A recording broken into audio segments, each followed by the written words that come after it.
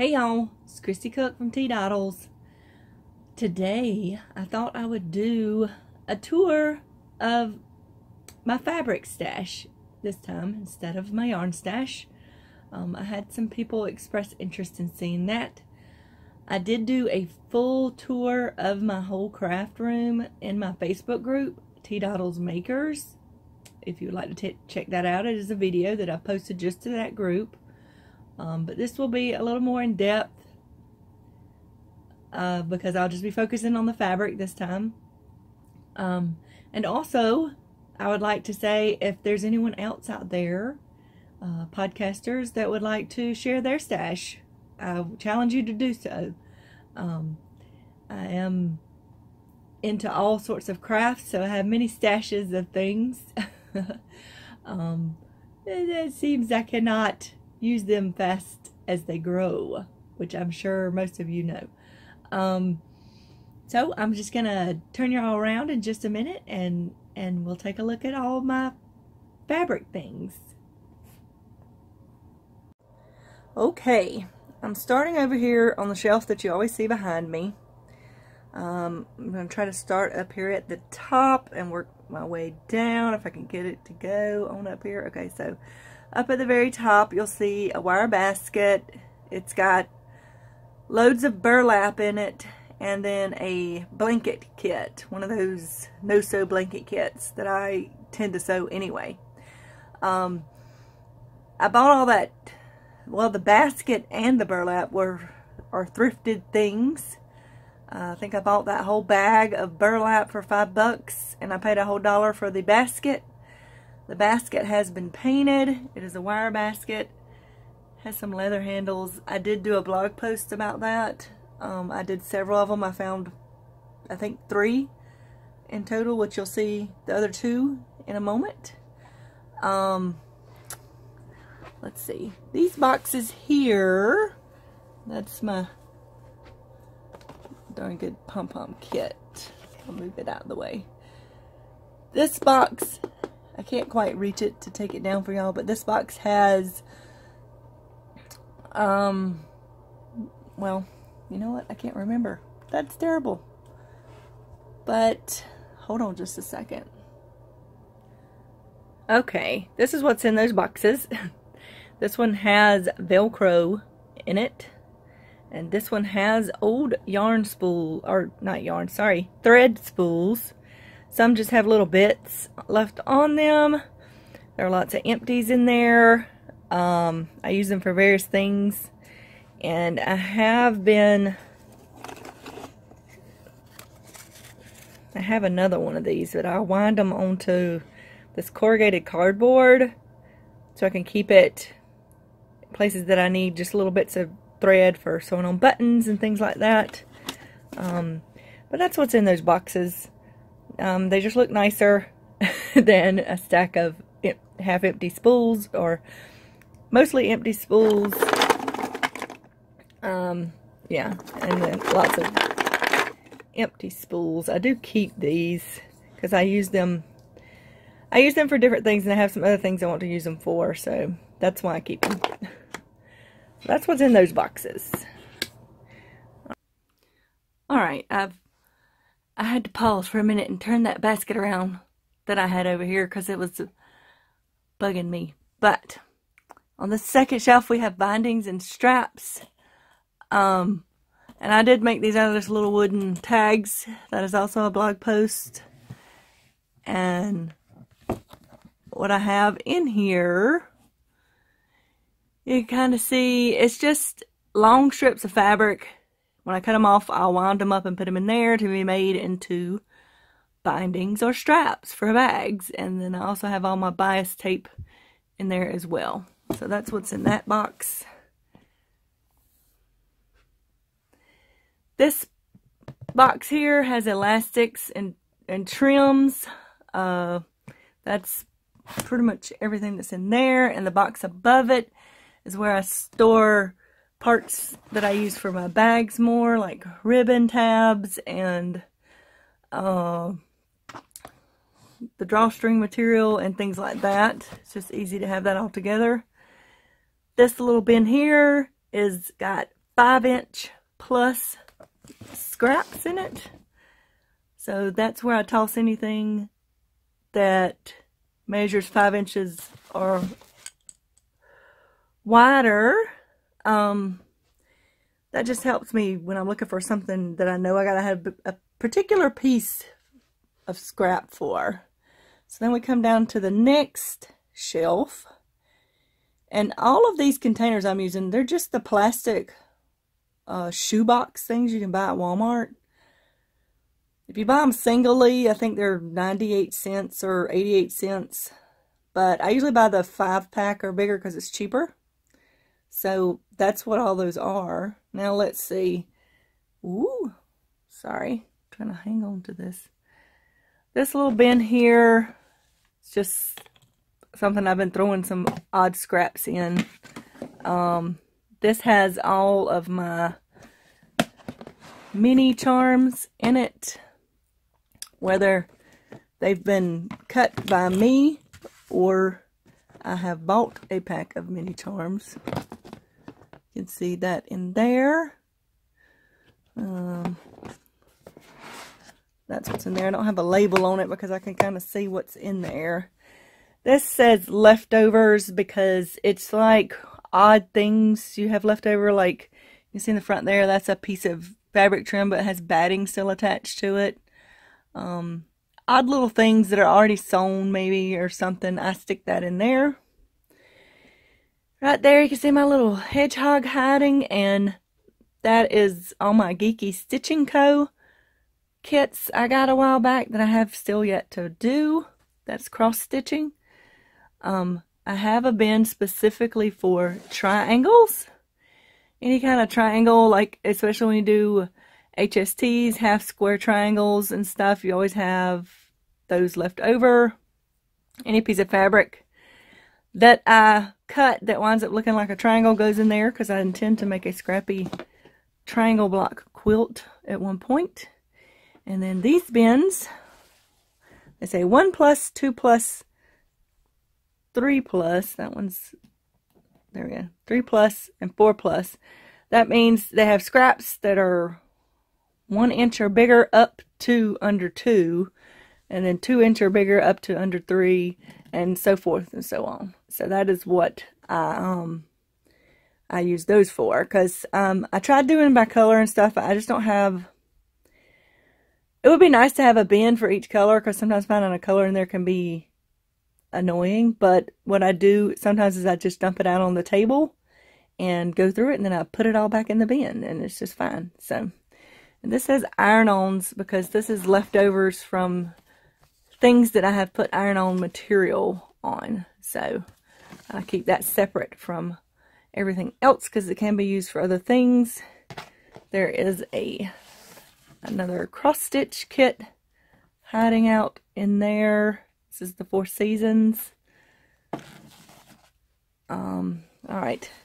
It's kind of hard to get a good angle because my table, I don't have enough space to move back because my table's in the way. So now if we move down to the next row, those are all quilts in progress. I have labels on most of them. Some have fallen off, but that's what I usually do. I'll put the label for which quilt it is, and I keep all my blocks and everything in there and fabrics I'm using until I finish it. So that's what's going on there. And then you can see a couple of layer cakes hiding in the in between, as well as some fat quarters. And then we come down. Here is another one of those baskets I recycled. This is holding quilt tops that are finished and in progress that I have bigger blocks for, like these right here, which are I'm making with corduroy and flannels and stuff, and quilt as you go. That is where I cut up an old pair of pajama pants that I can use into this. But that's what's in there: quilt blocks and quilt tops. I'm not going to pull that basket out because that shelf is missing a peg. And if I pull something out, it tends to want to lean forward and fall. But in the corner over here, you can see these are all charm packs that have been, some are open, some are not, but most are open. I've used for different things. There are 2 Jolly Bars under here, which if you're a quilter, you know what that means, is a certain cut of fabric. Charm squares are 5 by 5 inches, and Jolly Bars I think are 5 by 7 inches, maybe. I can't remember for sure, but that's what's there. I'm going to sit on the floor to get this bottom row.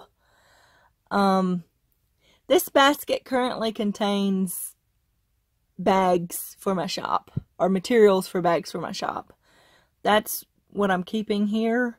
I do have my tree art that I did is in there currently because I haven't decided what exactly I want to do with that, and that's where that's at. And then this over here is these are manuals and things for my machines. That's what all of these are. Sewing machine manuals, Cricut manuals, serger manuals, any kind of machine I have in here, the manuals go in there. And let's see. All right, I'm going to pause so I can stand back up. Okay, now in this corner I do have a mannequin, which this mannequin, I need to pad it to be more like me because I can adjust the top to be my size, but the bottom does not adjust to my size because I'm bigger on the bottom than the top. So I would like to pad it eventually to fit me.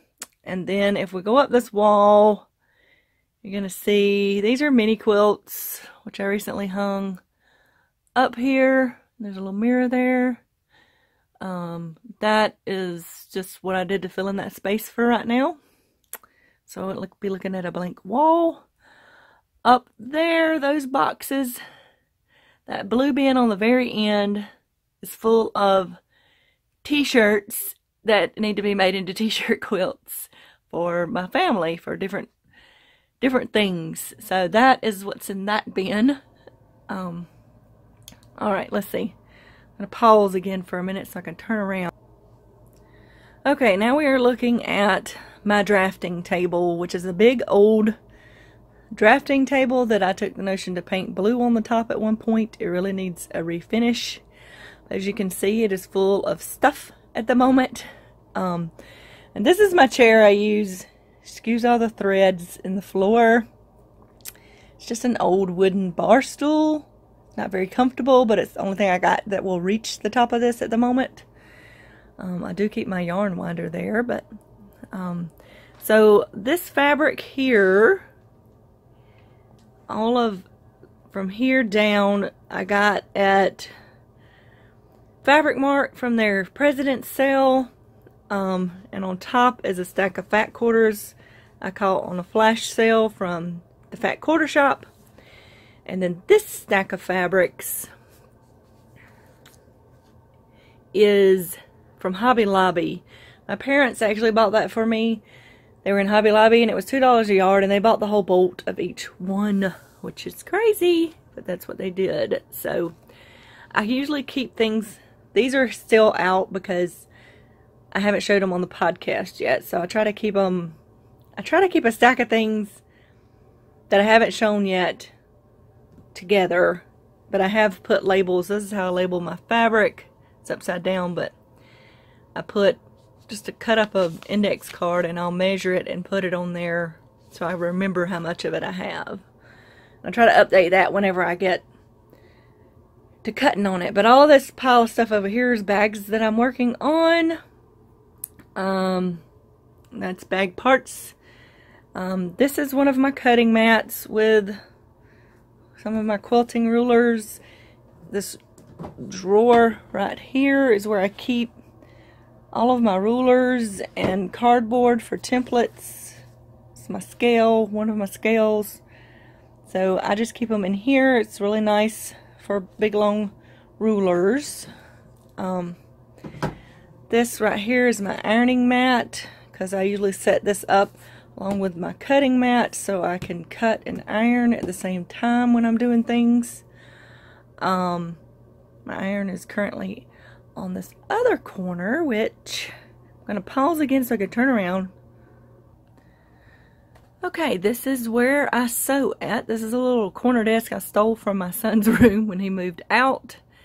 I have a rack up here that I hang things. Usually it's clothing that needs fixing or just some clothing projects in progress is what's hanging there. This here, ooh, this one, as I showed in my yarny one, has some fabric projects tucked in. They're just small fabric projects I need to finish.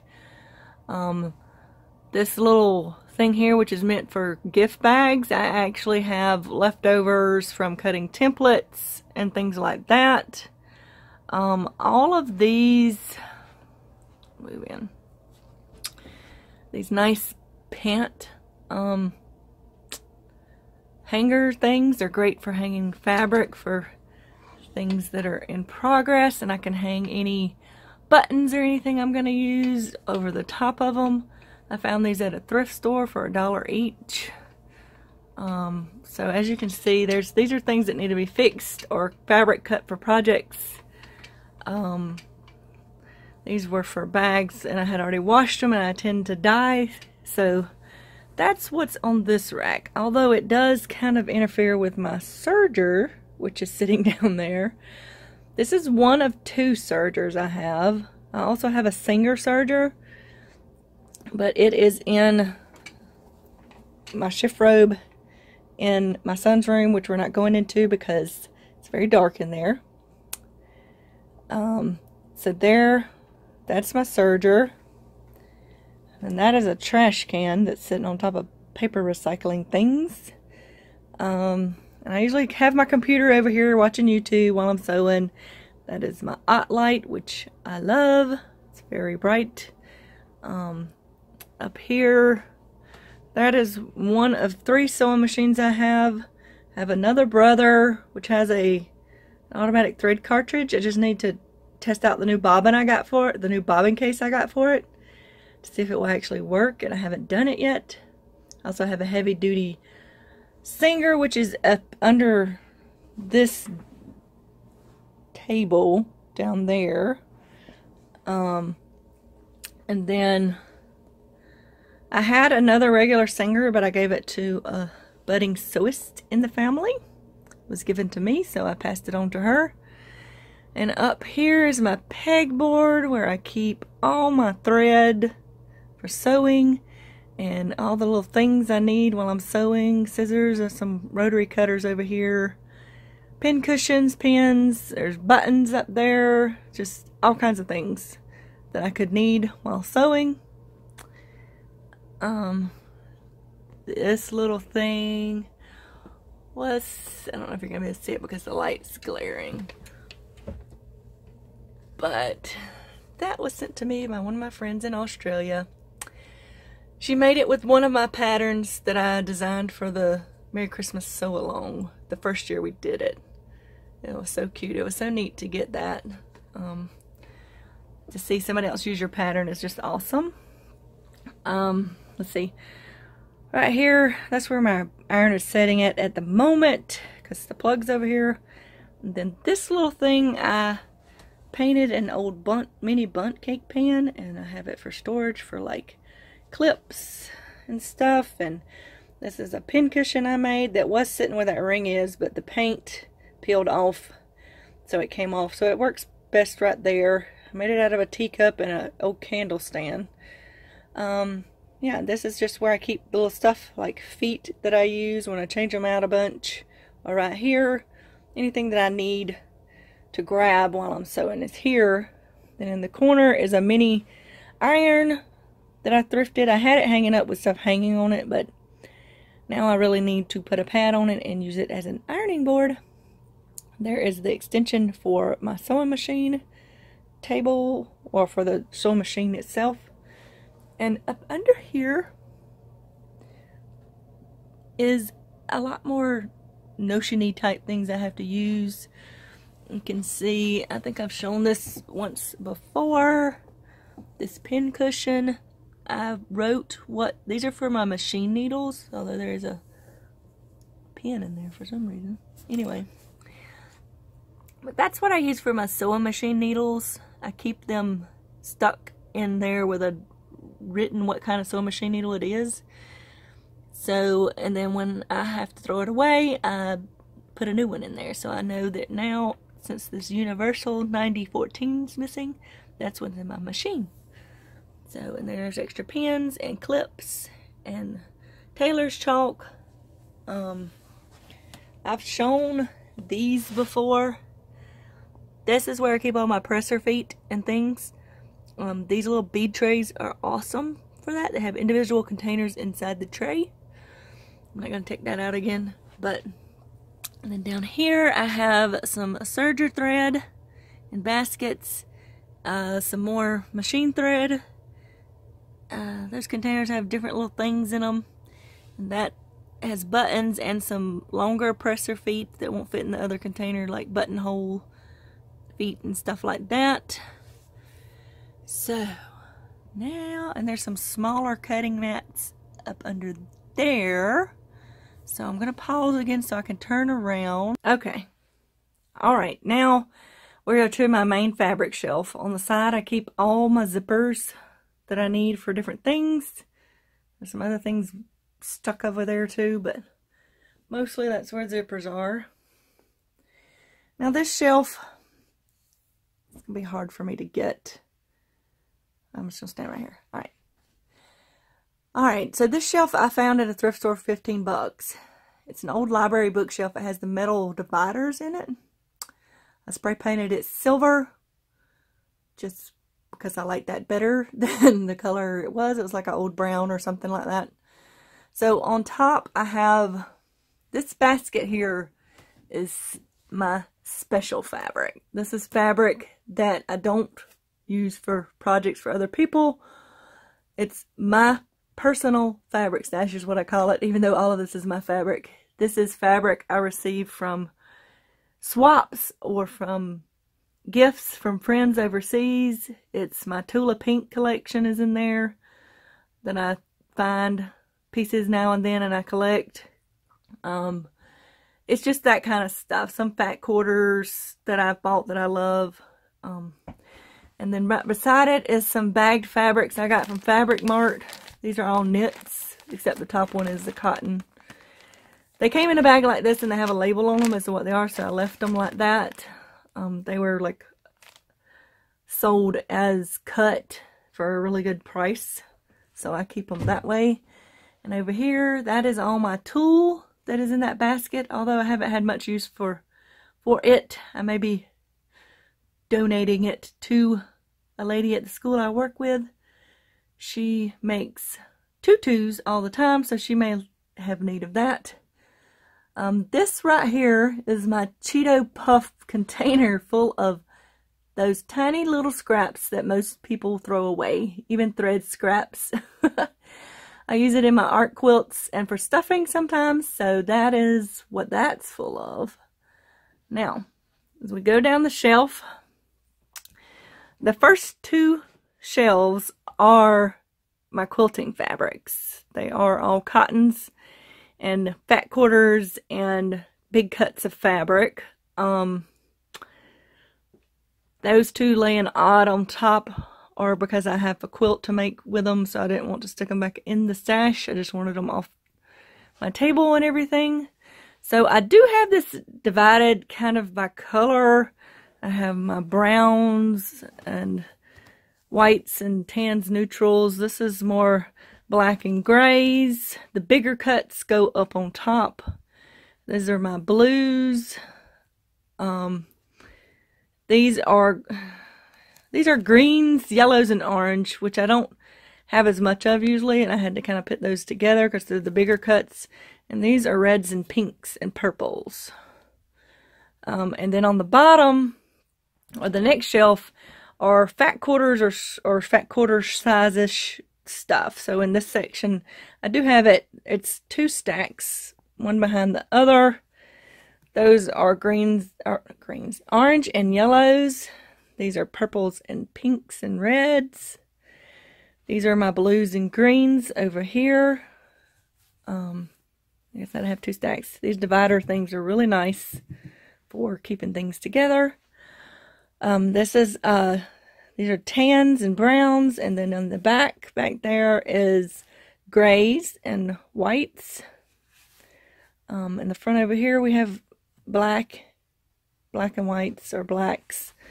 And in the back behind that is kind of themed fabric, like Christmas, and you see some camo and just kind of themed fabrics, because this whole section here is themed fabric. So this is going to be, I got some watermelon print over here. I got, you know, kitchen print stuff. I've got some, this is left over from a bag I made from my stepdaughter. It's Lilo and Stitch fabric. I have some Zelda Link fabric. Those are usually for things that people ask me to make, because I don't typically buy that kind of fabric because I'm not big on themes. I just like prints.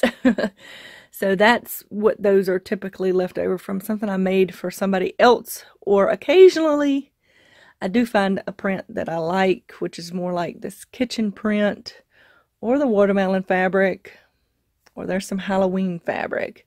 You know, I do find, but with the characters on it, I don't typically buy that. But I'm going to back up, try not to run anything behind me. Now, from here down is apparel and home interior fabrics. I gotta swap this. I have quite a lot of this because I only sew, well, I'm not gonna say I only sew clothes for myself, but typically clothes are sewn just for me. I have occasionally sewn it for other people in the family. It's not something I do for the public because I do not want to measure other people. That's a very personal thing, and I am not comfortable with that. But I have this kind of separated. Let's see, these are all knits that are solid and maybe, well, they're not necessarily heavier, but they're solid. These are kind of thinner knits. They're not by color. They're just as I could put them in here, basically.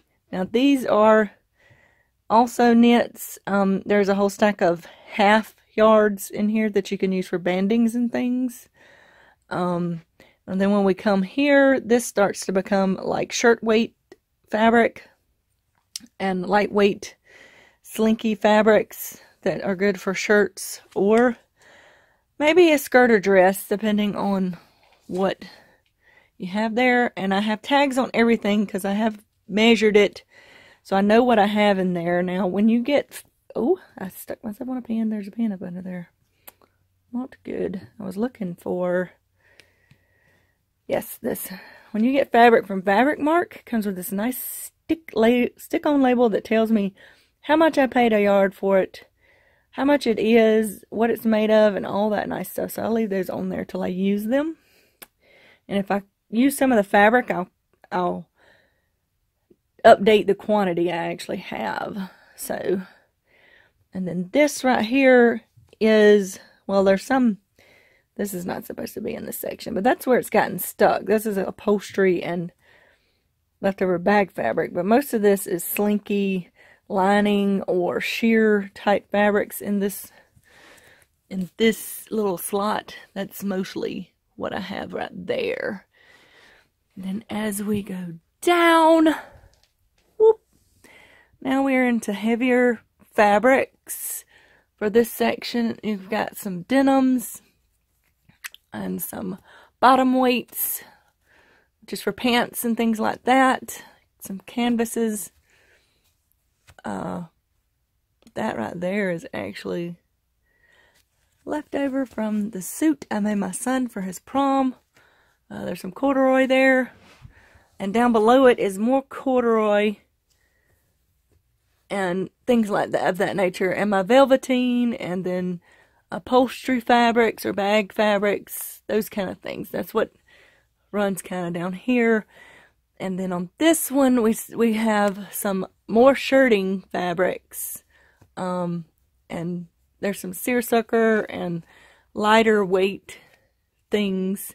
And then just under that is, these are all flannels, which are good for quilt backs and things like that sometimes. And then we have more upholstery fabric down here. Upholstery or for bags, pillows, things like that. There's some printed burlap down there. I just sit down, guys. And then when we come out from under here, here are more knits up under this one. These are all knits. These tend to be heavier knits. Maybe a mid-weight knit, more likely. These are all fleeces, which are also good for quilt backs and different things. These are faux leather remnants from different projects. This fabric here, I actually recovered all of my husband's grandmother's dining room table chairs in this one year for Christmas. It was our gift to her.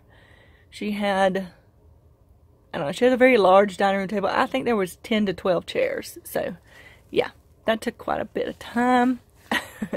So that's what's there, kind of faux leather remnants and stuff like that. Let's go back over here. This is knit, and these are like hossy knits is what they're called. They're like a sweater knit. That's what's in this section, sweater knits. Put that down. We have some more fleece here. Some of this fabric has been thrifted from different places. Some of it was purchased on sale. This is all interfacing. Things I can use for interfacing or pattern mock-ups, like when I do a muslin or something like that. That's what all that is. Some of it's iron-on, some of it's not, but that's what all that is. And then if we come over here to the last slot, we had the knits here, and these are like sweatshirt knits or more sweater knits, heavy-duty knit. I have this, and then I have this, which is full of towel fleece and plain white fleece, kind of like that row. And this is like iron-on fleece right here, this white, which can be good for bags and things like that because it irons on. It's much easier. And then this is just felt, a bunch of different felt squares and felt. Actually, this is iron-on felt too. This is not fleece, it's iron-on felt. But that's what's in here. So let me pause and get back up off the floor. Alright, we're going to take a peek around the corner of the shelf. I have some embroidery hoops hanging there. And I attached this old blind to the side. Those are like fabric samples I get sometimes for different things. And there is a bolt of, this is like suiting material, or like, it's like a tweeted kind of suiting material is what that is. And then on this door is where I hang my other all my cutting mats, my bigger ones, because I have a really large one there. I just used that's a wreath hanger, and I use these clip-on hangers. Now the big ones I have to put like a piece of leather over it so it doesn't slip out. So I just put that there to help hold them, but that keeps my mats straight and out of my way when I don't need them. So if I turn the corner just a little bit, you can see my grandmother's old ironing board, which I broke the leg on and have to fix still. And I have ironing stuff there. I'm not going around that corner. As I said, my husband's gun rack is still in this room, so we can't see that. So I'm going to pause once more so I can spin around. Okay, I brought some of this stuff in here from my other room so we could look at it, because I didn't want to film in my son's old room. It's just very dark in there. There's not good lighting. So this box here is actually all stuff that will be donated or given away. That's what all this is. This is all fabric that I cleared out. So that's what's in that box. And then if we look over here, that in the corner right there is my dog's bed, because he has one in every room of the house. Although if you look, he's over there sleeping in my thinking chair instead of his bed. So, now, these two bins are usually in my son's room. This bin on the bottom is all leftovers from me making that giant baby clothes quilt that I made last year. That's all the leftovers, which I didn't just want to throw away.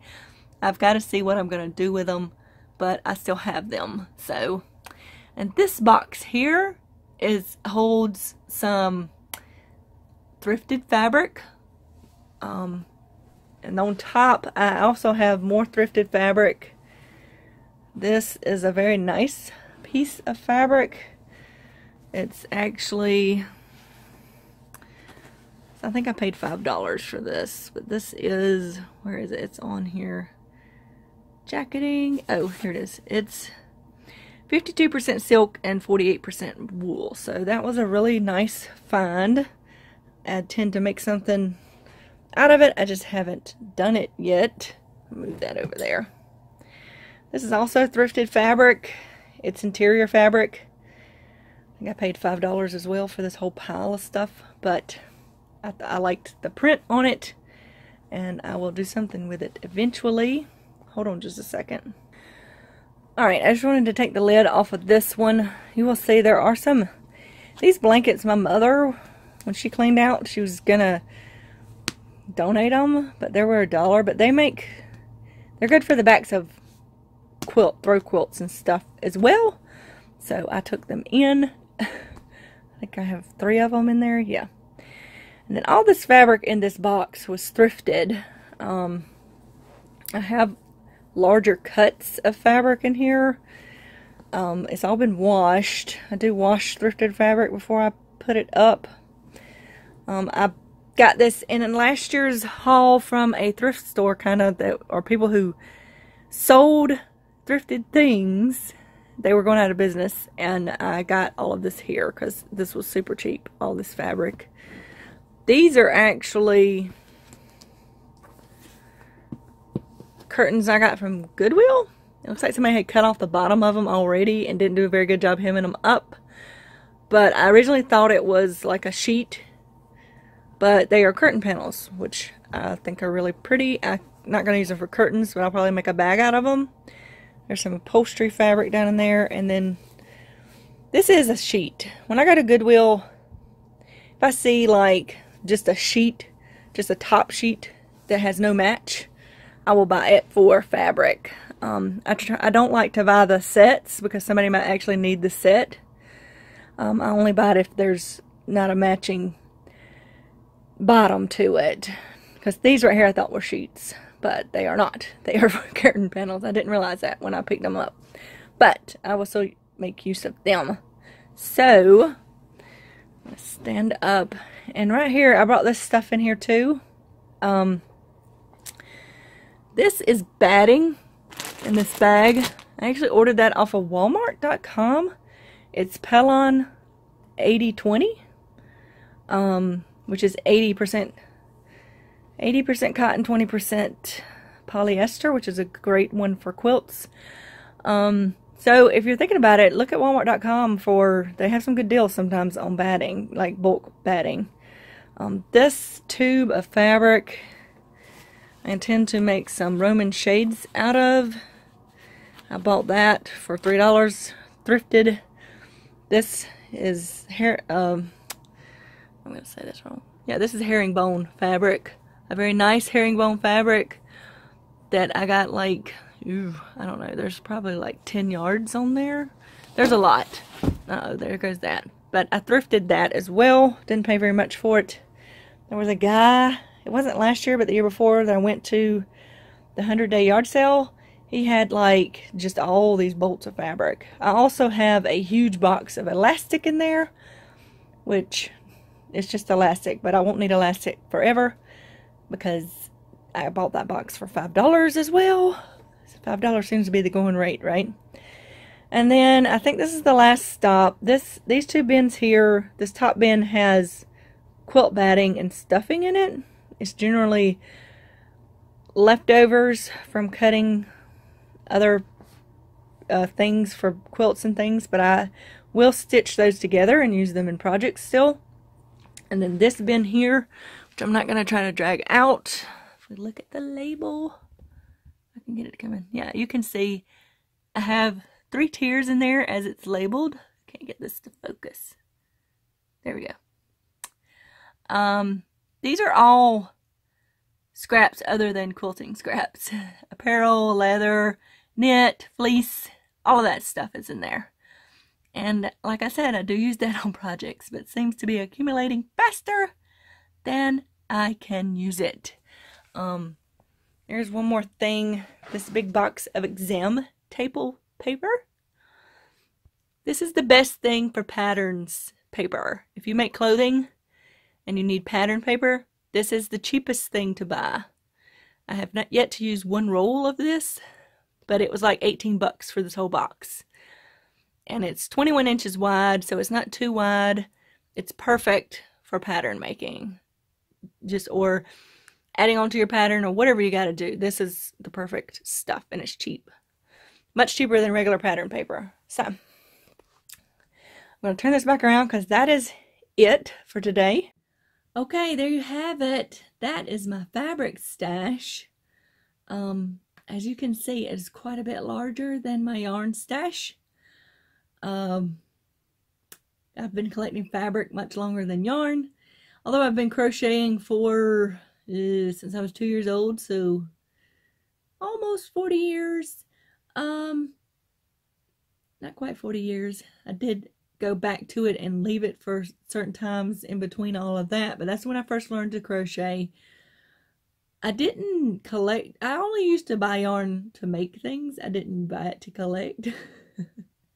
Till the past few years, where I found lots of sales and watched more crochet podcasts. So yeah, that's when that started building up. The fabric I've been collecting since I was a teenager. That's when I first started learning to sew, and I got my first sewing machine when I was 16. So that's been accumulating for quite a while. And then sometimes somebody will I'll find boxes of fabric at a yard sale or something. If there's a lot of good stuff in it, I'll get it, or people will give me things. So that is, that's where that's come from. But that's kind of why I put myself on a ban, even though I feel like sometimes I have to buy stuff still because I don't have what I need, which is crazy. But that is my fabric stash. This one turned out much longer than the original, than the yarn stash challenge, but I hope y'all enjoyed it. I will be back this Saturday with a podcast. I was gone most of Saturday, and then I stayed on the Zoom chat till midnight with people talking. And then Sunday morning, I did not feel very well, and we had a big storm here, so yeah. I will be back this Saturday with a podcast, but at least you get to see all my fabrics, and I challenge anybody else that sews and has a fabric stash to share theirs as well. And if you like this video, please give it a thumbs up. Think about subscribing down there. All my links to all my social media are down below. And I will see y'all Saturday. Bye.